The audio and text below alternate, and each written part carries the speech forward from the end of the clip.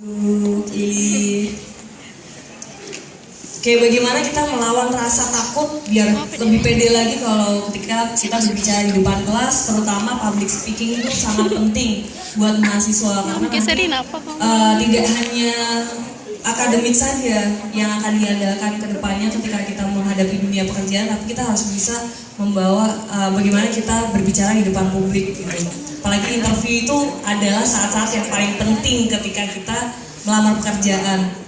Nah, kalau saya dulu memang juga pasif orangnya, tapi bagaimana saya bisa memberanikan diri akhirnya bisa terbiasa dengan public speaking. Yang pertama, jam terbang.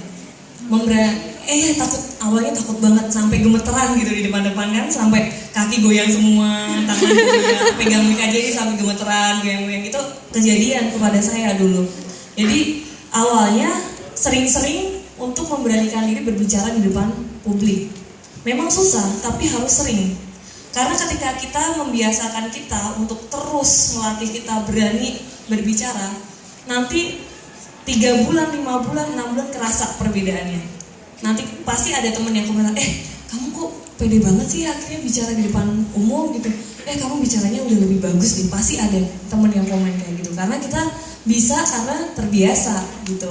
Jadi tergantung dari diri kita sendiri. Kalau pengen bisa, kita harus membiasakan.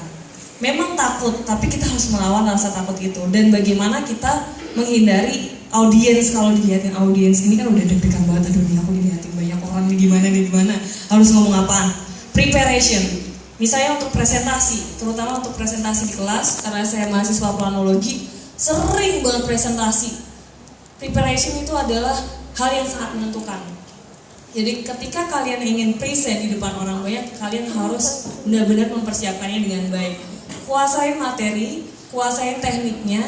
Ketika kalian menghadapi audiens, pasti akan lebih pede karena kalian udah tahu apa yang pengen disampaikan. Dan kalau pas udah di depan gini, biasanya kalau nervous diajak bercanda teman-temannya. Apalagi kalau misalnya masih di kampus gini kan enak, audiensnya masih teman-teman sendiri nih. Jadi kalau ada salah-salah atau apa kan koreksinya enak gitu. Jadi ini tempat belajar yang sangat baik gitu, apalagi di kelas. Dan usahakan interaktif. Gimana sih caranya interaktif?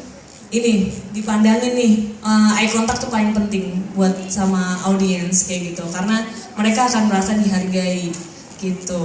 Dan biar nggak ngantuk ya, atau biar nggak bosen kayak gitu. Tapi nanti akan terbiasa dengan membiasakan sering-sering memberanikan diri. It's okay kok, perlu waktu, memang perlu waktu gitu. Terima kasih.